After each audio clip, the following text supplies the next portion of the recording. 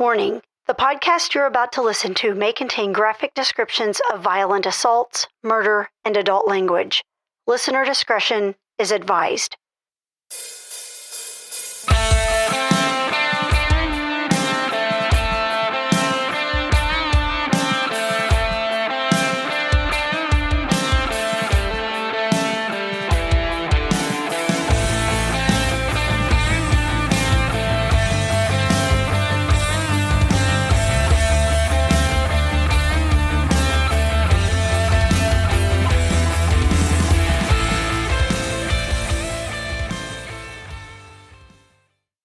Well, let's move then from the police. Did the defense and themselves, did they start to put on witnesses when it switched over to their opportunity? They did. They had a few witnesses that were friends of the defendant. And there were a couple people that testified that he was a very even-keeled guy, did not have a temper, was dependable. And then they did have one witness that when he testified, I guess the attorneys, they interview people before trials, and the defense attorney had interviewed him about saying that, you know, he saw the defendant do this or not do this. And then when he got up to testify, his statement was, "I don't remember." And he kept saying, "I don't remember, I don't know." And the defense attorney got very angry with him because she said, "You said that you would testify to this fact, and now you're saying you don't remember?" And that was kind of an awkward feeling because you could sense the tension. Sure. Understandably. Mm-hmm. I mean, again, the defense attorney's got a job to do, and they think they've got that lined up, and somebody pulls that rug out at the last minute. I can understand that completely. Did the defendant testify? He did not. Yeah, that's rare when they do. That's rare when they do. Well, did they bring anybody on to try to alibi him or anything that was actually like direct testimony to work against the prosecution case? They did. They had, again, some more friends. They actually, I think it was his current girlfriend who was there and mentioned what a, nice guy he was, and he would never do anything like this. But you were getting the sense that, you didn't really hear any concrete things. It was just, yeah, he's a nice guy, he does this. But then we also learned one of the people who testified, I can't remember who it was, that mentioned about, he was a good dad. And then they followed it up with the defense about, oh, he's a father, can you tell us about his kids and stuff? Apparently he had, at the time, 8 children by 8 different women. Did the jury take a signal from that? Do you think it without going into too much detail, because we don't want to talk about direct things said in the deliberation room. Did you have an impression that affected his credibility? Well, of course, that doesn't say whether or not he, did or didn't. It has nothing to do with the actual, did he murder this? And that's what you had to get past. But, it sounded like, well, maybe he's not very dependable, as other people were saying, because he'd had these other misdemeanor convictions. But, you kind of look at character, but of course that doesn't have anything to do with the murder. But you kind of start thinking and looking and going, Did that testimony come out during a defense examination or with the... It was defense. Wow. Okay. Interesting. That's a different tactic. Different. I would just say that sounds kind of risky, but I'm not them. So maybe they were trying to make it look like he had that much responsibility to take care of. Right. And that's why he was a hardworking person. There we go. Okay. That's where they were headed. But I think that sometimes that's a razor's edge, because it can also lead to different impressions, right, wrong, or indifferent. They're there. Right. They're there. Yeah, I think that that wouldn't have been a positive light had I heard that. You would just think, I don't know that I would say great dad. That almost borderlines professional dad if you've got 8 kids by 8 women. But yeah, I think that would have, for me, and this is just my opinion, that would have probably shown a very negative light for me. I would have thought, wow, that's a lot. Right. But, I guess that was their strategy with that. So you hear these different witnesses coming on and speaking, and I've always wondered, and I'm not trying to jump ahead, but at what point, when you all go back to the deliberating room, I guess it is, I've always wondered when you watch shows and they go back to the jury room or they say jury, came out after 4 hours, 3 hours, 2 days, whatever it is. I always thought, do you just go back to this table and sit down and say, well, what do y'all think? I've always wondered because I've not done it. Is there a method to it, or do you all just kind of say, hi, my name's Wendy. I think he's guilty. Or I've just wondered that. How does that happen? Well, before we get in the room, because I do want to get there too, and those are perfect. That's exactly what, and God, I can't wait to get there. Right. But a couple of housekeeping things. Did you ever have that thing like people see on TV where somebody yells, I object? Did that happen a lot? Oh, yes, a lot. Okay, yeah. And I know what happens is they go to the bench usually and talk about it. When they're up or talking, how does that feel? Do you, like when they just yell that and then you don't hear what's going on, but everybody gathers and it's like a little whispery thing. From the jurors thing, what's that feel like when they do that? Well, you wonder, really, what are they talking about? First of all, like what are they actually objecting to? Is it the statement, the question? What is it? And then it kind of just gives you a second to kind of readjust yourself in your chair, and people are kind of looking at each other, kind of either rolling their eyes or like, I love it. Yeah. Stuff like that. Did they give you breaks frequently, or is it? We did. Yeah. Some. Yeah. But it was right at almost 2 weeks of testimony. That's about right for here in town. In California, the 2 weeks would be a preliminary hearing at O.J. Simpson, but but here that's about right. Now, did they ever sustain or look over and say strike that or disregard it last? You were going to take my question. We think too much alike. Well, okay. Well, you go ahead and ask it if it make you feel better. Well, my question is when they say strike that, and I've always wondered, you're not me. Forget that question.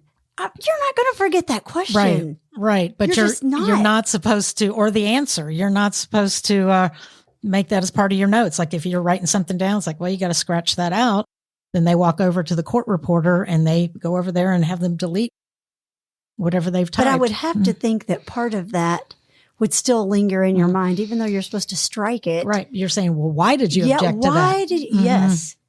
I wouldn't let it go. I'd keep thinking about it. No, I'll never get called. I've wondered the same thing. Even when I was on the stand and they did it, I'm sitting there thinking, what do they think over there about that? And we don't know all the time. There was a couple times I knew what they were at the bench for, and because especially if it involved me on the stand, you kind of picked that to the other. But at the same time, you're like, what?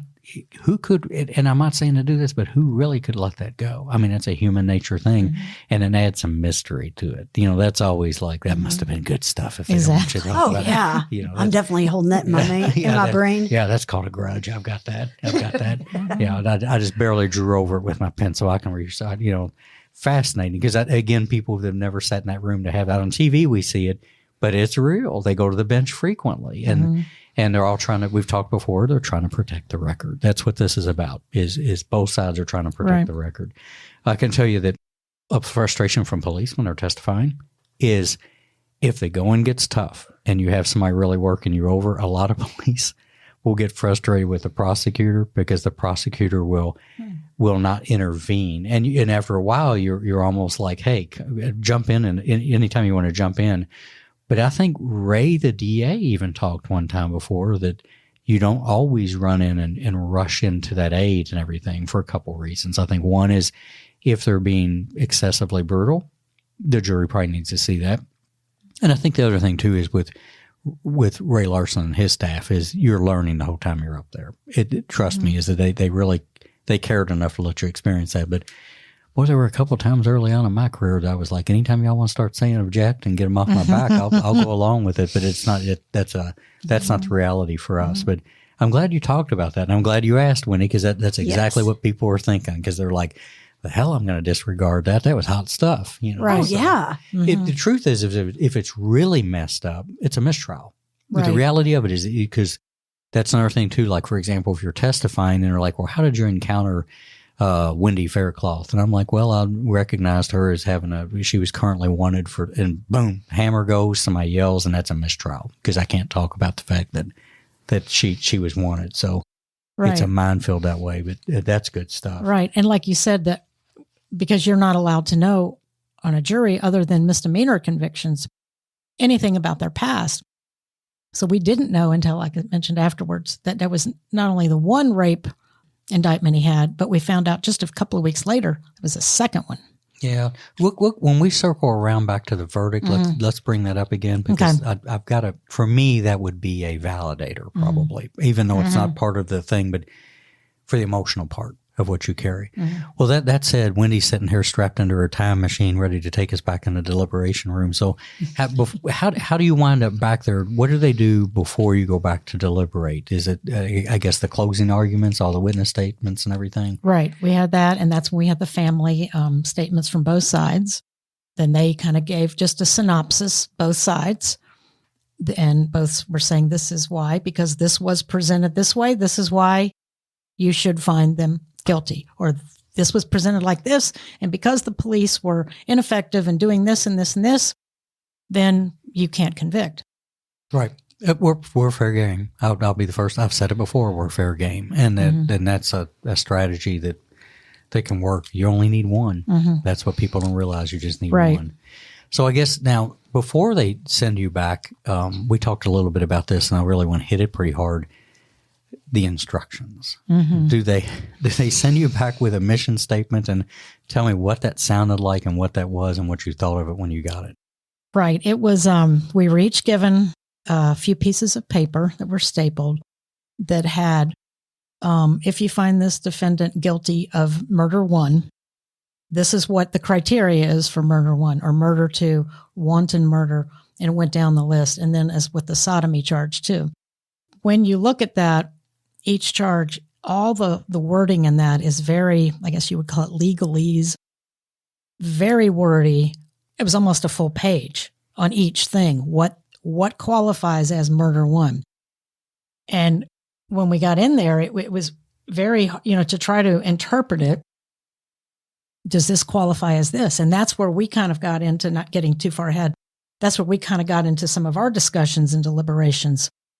Exactly. They're confusing. And when you said legalese, it is. I mean, that's the pinnacle right there, is that you're reading from the statutes, the laws themselves on what the things are to have that. And I do know that there's a limit on how much they can explain that to you. Kind of like with the whole thing with reasonable doubt, is that if either side goes too far, is it starts to become interpretive and whatever. So that's a challenge. And again, those elements of those offenses are so specific, right? Right. That it takes that, because you'll see people to this day say, well, they should have got murder 1. They should have, blah, blah, blah. And it's like, well, no, that there's a thing called elements.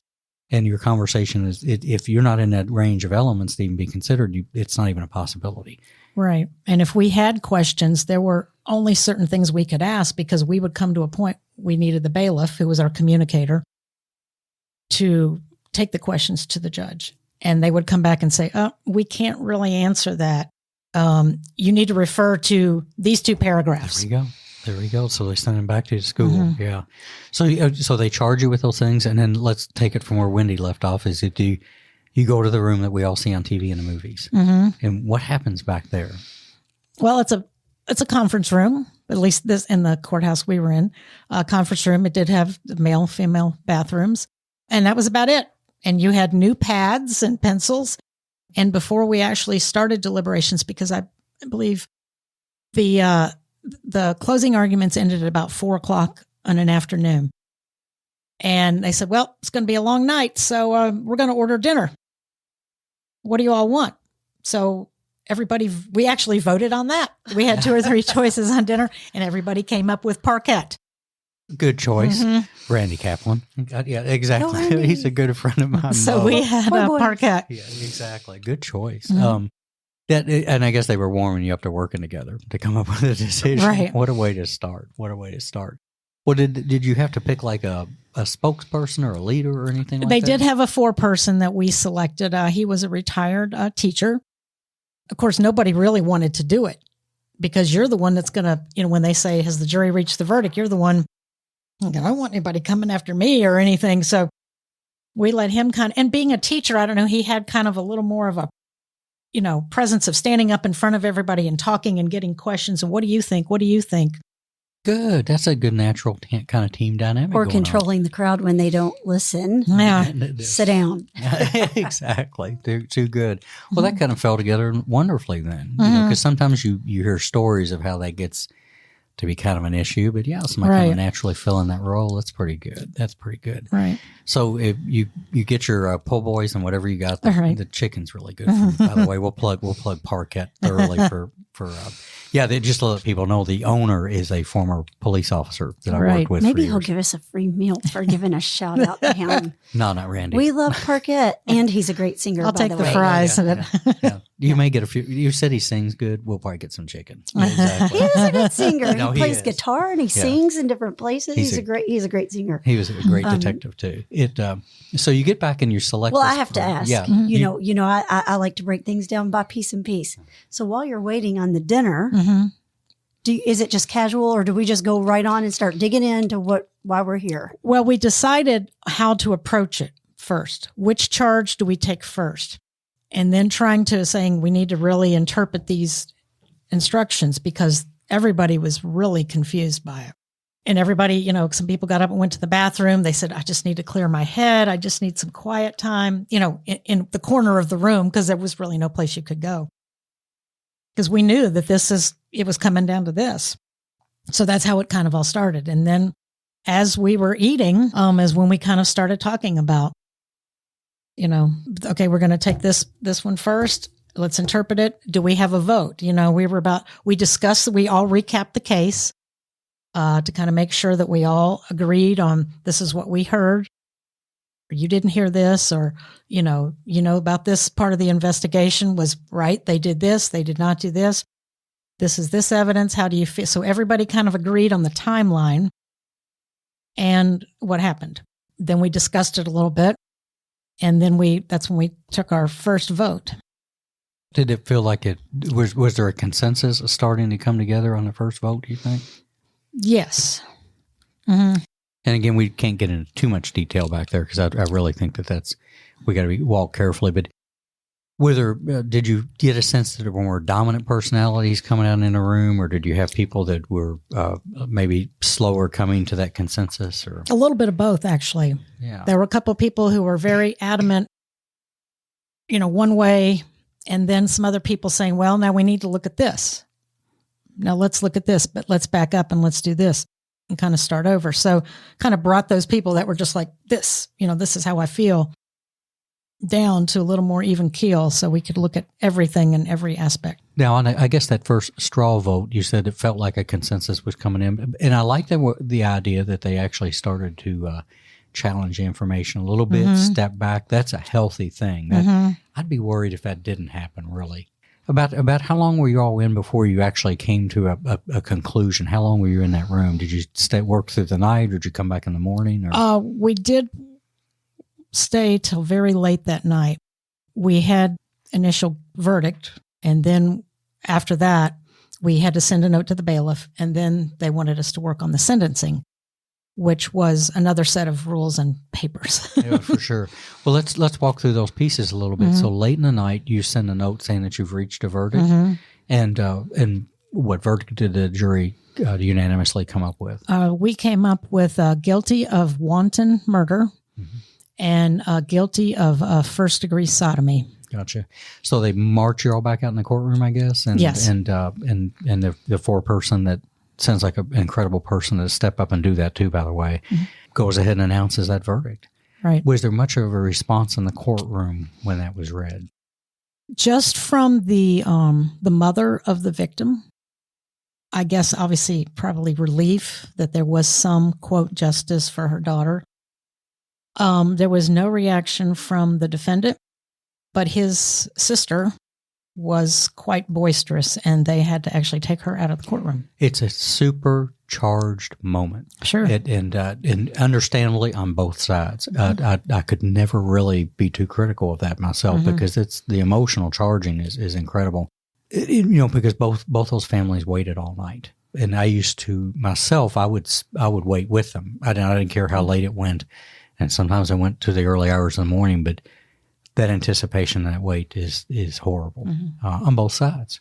And speaking for the the suspect's family, they love that person. That's family. That's a friend, and they're in their camp, and that's terrifying. They're losing somebody. They're watching them go through that. So that's why I ask. Sometimes you get reactions out of the crowd, and sometimes you don't. So you announce that, and what happens next? Then the judge, asked each one of us, "Is that your true verdict?" Went through all of us. And then they filled out some papers and did some stuff. And she turned to us and says, "Now you have the sentencing phase of the trial. You have two different things to decide. The sentence on the wanton murder and the sentence on the sodomy." And of course, as you know, they talk about the mitigating and aggravating circumstances to consider that. So we went back into the room. That was probably another, I want to say 3 hours maybe. Oh, what time in the morning were you talking about wrapping up then? This was, it was around midnight maybe. Gotcha. Okay. Did you get more food? Yeah, they brought in Because I'm thinking it's time to eat again. Mm-hmm. They actually brought us some, was it Baskin Robbins? I'm trying to think. I don't know. They had to get it before they closed, but it was cold. So yeah, it gets you sugared up. That's right. Because it might be a long night. Right. So the on the sentencing part, did they produce witnesses and statements and stuff before you went back to deliberate sentencing? Did anyone? No, Nobody they did not. Even on the defense? No. Yeah, usually there's usually somebody comes in, kind of like what you saw before. They kind of pitch it on character and stuff like that. Do you recall on that wanton, what are the parameters of that? What does that define? It's obviously not a murder one. What is that? Gosh, if I can remember. A lot of it is, did they intentionally harm the victim knowing that it could cause death? I think. It's a mental state issue. And that's you summed it up pretty well, is that it's basically that I'm going to carry with a conduct that I know could cause serious physical injury or death. And I go forward anyway. It's below intentional, to where I'm focusing on doing this, but for whatever reason, I'm going to go down this path and do that. And a lot of times, if the jury isn't comfortable with intentional, if they don't feel like that was put across real good, they'll fall back to that one because it's still a degree of murder. So, yeah, you still rememred well. So it's been a long time. Exactly, good deal. So you go back in the room, and then just in general, how was was everybody tired? Oh yes, obviously physically, mentally, of course, because it's been a long 2 weeks, and we were not sequestered, but we were not allowed to talk about it with our families. Now, of course, how are you going to really control that when you go home every night? You don't know. But I did not, discuss that with my husband. I think he eventually figured it out, because what I learned later was that the media locally was covering the story. And actually, when we left the courtroom, the media trucks were outside reporting on it. At that point, I figured, wow, this must have been a pretty big case. Of course, we didn't know. Sure. As far as being tired, because I guess the emotional pin pulled on that, they did let you go home and rest. Right. Before you came back and deliberated. That was probably give you a fresh battery start on that. So you're back in early the next morning, I guess. And did people have a pretty good idea where they? Here's where I want to go to. Was the death penalty now off the table? It was. Okay. That was a big part of the deliberations at first, because a lot of people went back and forth with it because we knew that was a possibility. But, we felt that it met the parameters more of wanton murder. Good. Yeah. So that took that off the table. Yeah, and that's what juries are for. I mean, that they're the ones that assess that. So you come back the next morning, and how was the atmosphere when you came in? As far as did people have an idea where they wanted to go on sentencing and punishment, or? I think we still were a couple of more hours again going through each charge, because the judge had given us, it can be life without parole, it could be life with the possibility of parole after 25 years. And then the sodomy charge was another, I believe, 20 years to serve concurrently, I believe. So we had to make that decision. So those three right there.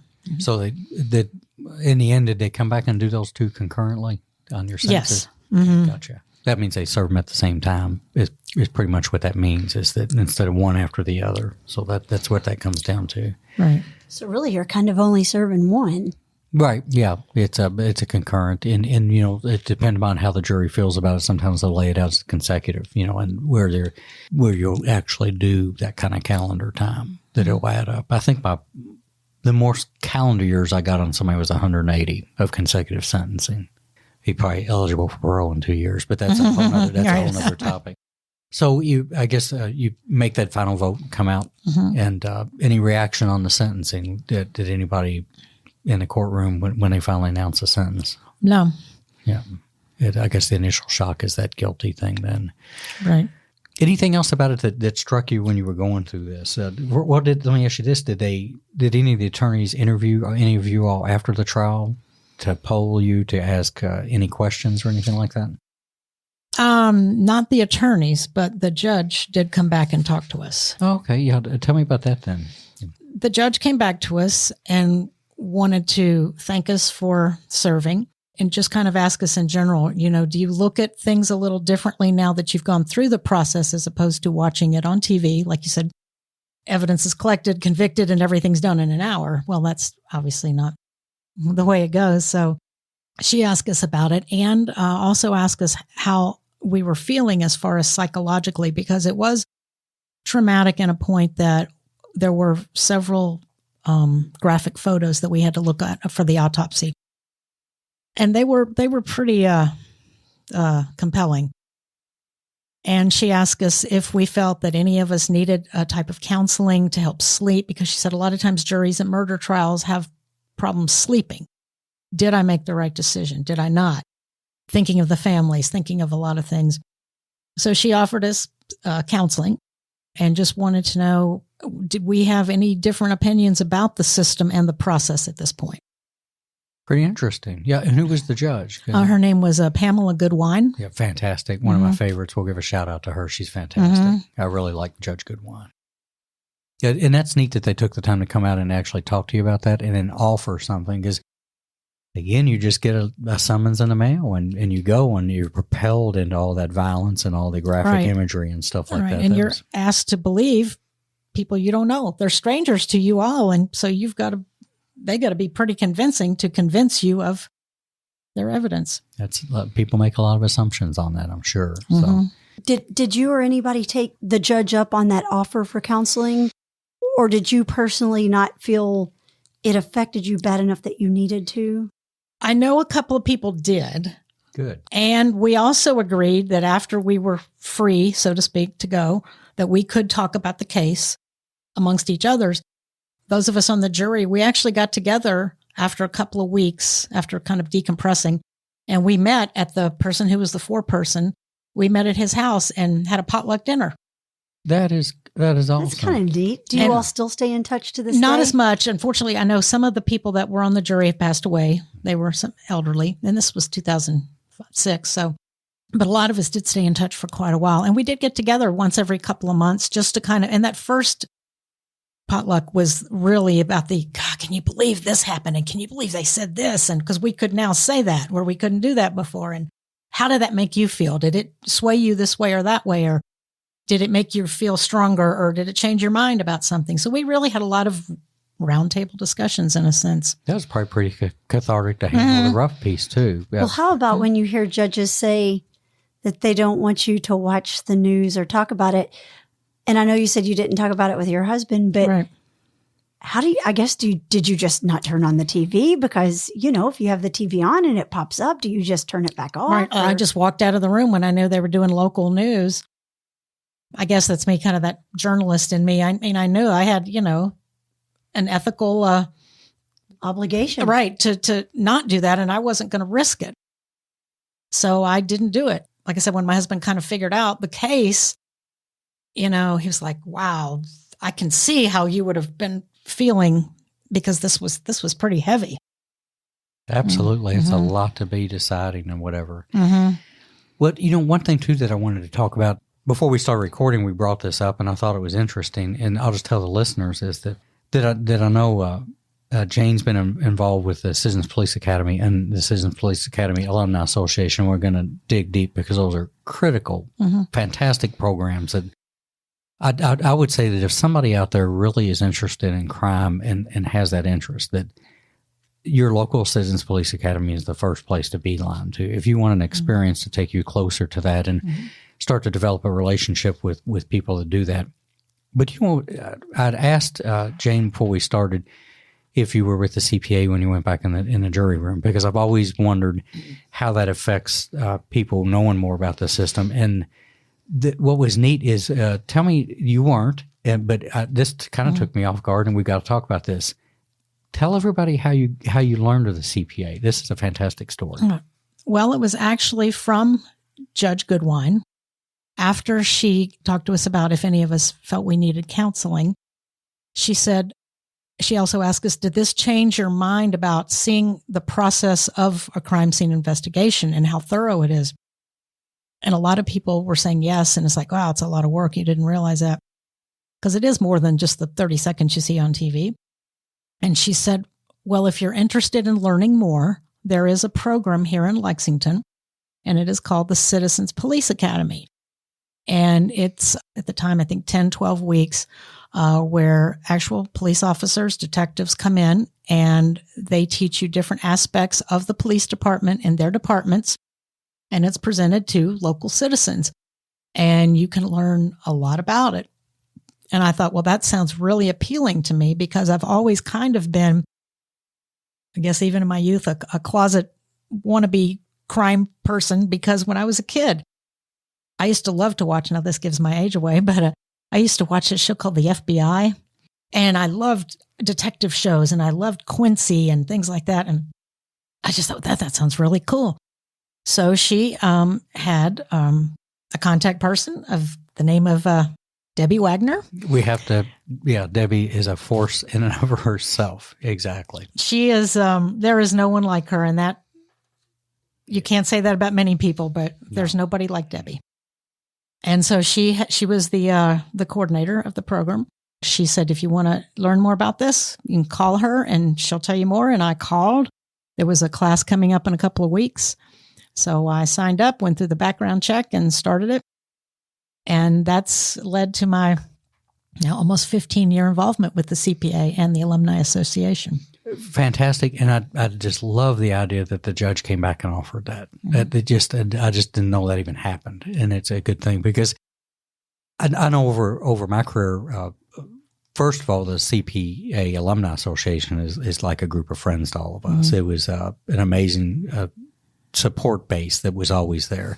As a matter of fact, me and Wendy just did a online interview a while back with the CPA. I guess it was an in-session class when we did it, I think, because a lot of people listen to the podcast, but to meet up with them. But again, the insight that you gain into what the policing is all about, because the exercises, I can tell people that they take you and let you experience what it's like to do a building search, and which is an eye opener, or what it's like when you conduct a traffic stop, and then the ride-alongs, which are incredible. Right. So I'm glad we brought that up, because it's an organization that deserves a lot of support. It's national. I'm going to have to say international. Would I be wrong in saying it's international? No, it is international. Right. We had actually, there's a representative on the NCPAA that we have, that she's from Canada. Okay, great. But I would recommend people to seek that out. And now that we're kind of thawing out of COVID, I would imagine more of them are going to start going back to in-person. Right. Which will be much more enjoyable, especially with the exercises. Thanks for participating, and thanks for leading it for as long as you did too. That was pretty impressive. And it helped. It made a communication. See, and here's the value again, is that what people need to understand is Jayne had no problem with reaching out and saying, "Hey, I've done this," and as soon as you told me you had been a juror on a murder trial, I was like, "Oh, this is on. It's exactly where we're going to take this podcast from time to time." So, excellent stuff. So, people out there listening should do the CPA, and then stay involved with the Alumni Association, because that's a strong support base. Right. Because it's such a wonderful thing, because the first night of the class, you meet the chief and the assistant chiefs, how much they support the program. Then you, like you said, you break down, you learn about drugs and vice and financial crimes and other things. And it's like fascinating stuff. And sometimes the classes would just go on because everybody's asking so many questions. And again, to give a shout out to Bill Brislin and Chris Schoonover, on the nights they presented some cases, we'd be there till 11 o'clock at night. Sure. But they'd keep going because the questions kept coming, and it was like a great novel. You couldn't put it down. Yep, exactly. That and you'll get information there you won't get anywhere else. Right. No matter whether it's on international TV or not. Right. And we got to do things like when you're riding along in the car and how they go on the track and you're going side to side. And that was Kevin Kidd's specialty. Yeah. Oh, people love that. They love meeting the canines, the mounted unit. Yeah, I think chiropractors pay Kevin to drive that car just because of the neck adjustments that people need after that. So I think also it's great because people get to see the ins and outs. Most people who have not taken that CPA class don't realize such things that are involved with the police, like you said, is mounted or canine, or the thing that goes into the defensive driving, or the chief, all the way down to, to the patrolmen and the detectives. I think they just think you go in and you ride patrol and you take calls. And there's so much more to it. And that class is such an eye opener because you don't think of all the little intricate details that go together to comprise an entire department. And it is so, it really, I've taken that as well. And you just learn so much that you think, wow, I didn't know they did that. So yeah, I'm glad you did it as well. And that's why you stay with the organization. I think that there are people that just take the class and they're like, okay, that was interesting, but I'm not really interested in pursuing it. But I didn't want to leave. I felt so strongly about the officers and what they do. You wanted to support them. And that's where the alumni, comes in to help raise money for things and to support the officers in so many ways. And that's why Debbie again, after I'd been there a few months, she's like, well, I think you need to run for office. And like, well, I was just kind of going to take the class. And she's like, no, you'd be a great vice president. And then I was vice president of the Alumni Association, then moved up to be president of the Alumni Association for a couple of years. And then and I should add, tooting the horn of the Lexington CPAA, that we're the only organization in the nation that has won Best Citizens Police Academy 4 times. That's impressive. Wow, that is. That's impressive. And Debbie's won the Coordinator of the Year. No surprise there. Right. Well, for what it's worth, just remember that the appreciation that we all have and the people left behind do is incredible. It's immeasurable. And just for the times that you all have been there when we needed you, for sure. And then coming out of a joint roll call and seeing tables full of food, that's how you talk to a cop. You love those cookouts at the range. Exactly. I do recall that. Oh, yeah. Those are a blast. Well, that's where we had some of the best chefs. We had Rick Willoughby and... Amen. Amen. Yeah, absolutely. Some of the best stuff in the world. Yes. Thank you for coming and doing this. And I'm glad you got to meet Wendy and you met the miniature horses. That's a big thing here at the Murder Police Podcast Studio, is out back the miniature horses. And the Wonder Cat. Yeah, the Wonder Cat, Figaro. Exactly. Yeah, he is the Wonder Cat. So I'll let Wendy close us out, and thanks again. Appreciate it. Well, Jayne, thank you so much for coming to join us and sharing your story with us on your 2 long weeks serving on the 2005 murder case here in Lexington. I know that was such a sacrifice for you, long days, long nights away from your family. So thank you for doing that and putting so much heart and soul into it. And thank you also for coming to speak with us and share your story. I got to ask all those questions that I've wondered. So thank you. Well, you're welcome. I'm glad I could do it. The Murder Police Podcast is hosted by Wendy and David Lyons and was created to honor the lives of crime victims so their names are never forgotten. It is produced, recorded, and edited by David Lyons. The Murder Police Podcast can be found on your favorite Apple or Android podcast platform, as well as at murderpolicepodcast.com, which is our website, and it has show notes for imagery and audio and video files related to the cases you're going to hear. We are also on Facebook, Instagram, Pinterest, LinkedIn, and YouTube, which has closed caption available for those that are hearing impaired. If you've enjoyed this podcast, please subscribe for more and give us a 5-star review on Apple Podcast or wherever you download your podcast from. Subscribe to the Murder Police Podcast and set your player to automatically download new episodes so you get the new ones as soon as they drop. And please tell your friends. Lock it down, Judy.